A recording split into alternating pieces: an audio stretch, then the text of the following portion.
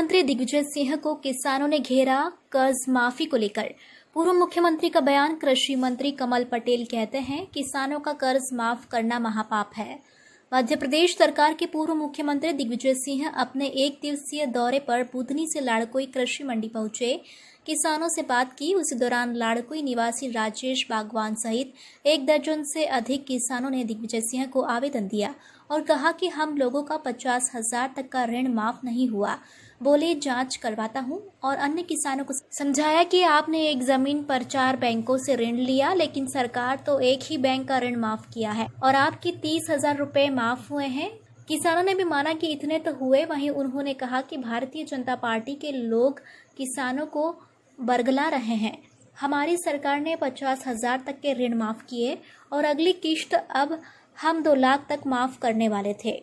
हमारी सरकार किसानों के खातों में पैसा डालने के लिए पूरी तैयारी कर ली थी, लेकिन शिवराज सिंह चौहान ने आप लोगों को हमने जो पैसा दिया वो भी नहीं डाला।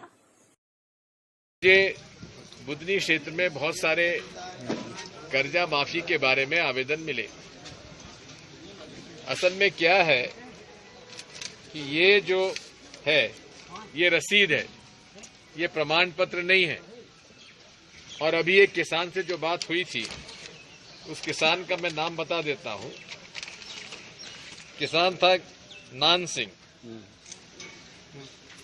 और ये कौन सी है वादा कोई सोसाइटी में उसको ये बरगला रही है भाजपा कि तुम्हारा कर्जा माफ नहीं हुआ। जब मैंने पता लगाया तो उसमें यह है कि उसका 30,000 का कर्जा माफ हो चुका है।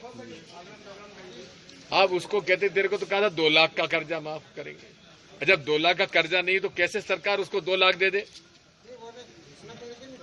हाँ जितना तुमसे कर्ज होगा तो बात वही है कि जितना कर्जा होगा वही तो माफ होगा। 30,000 का कर्जा था, कर्जा माफ हो गया।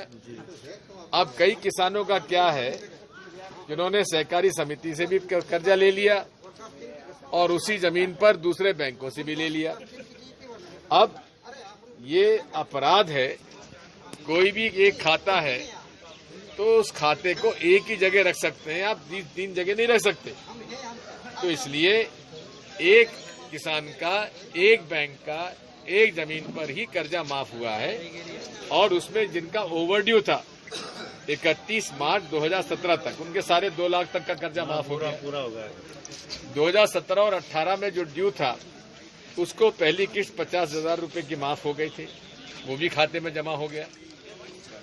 उसके बाद दूसरी किस्त में भी जो बकाया रह गए थे 2 लाख रुपए वाले, उनका भी माफ हुआ और 50,000 से 1 लाख तक का भी पैसा कांग्रेस सरकार जब तक थी तब उन्होंने उसको खातों में बैंकों को भेज दिया। कई बैंकों में